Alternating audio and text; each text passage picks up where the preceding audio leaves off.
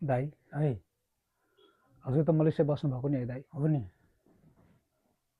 अनि कति वर्ष बस्नु भयो नि दाइ म ठ्याक्कै 15 वर्ष बसेँ। त्यत्रो 15 वर्ष बस्नुभयो दाइ बस्यो नि, काम गर्नै पर्यो। हो र उम्, अनि त्यत्रो 15 वर्षसम्म यहाँ भाउजू याद आएन दाइ किन आउनु, आएर त बिचमा छुट्टी आएर गएको त म। हो र अनि म त छुट्टी आएको पनि थाहै पाइँदैन दाइ तँलाई त के थाहा हुन्छ त उहाँ गाउँमा थिइस् त। अनि त्यो त हो।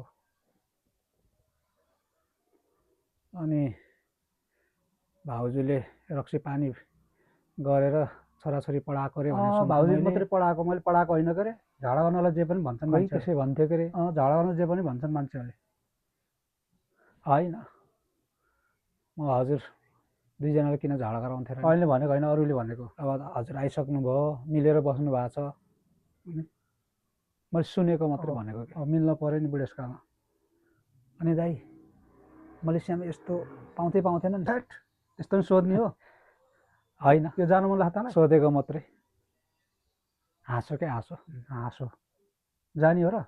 जान्न किन जाने मलेसिया त अलिक खतरा छ अरे खतरा त कालेहरूको डर छ अरे भन्छ त्यही भएर म त जानु नै लागेन दाइ खतरा त खतरै छ नि। जान्दिनँ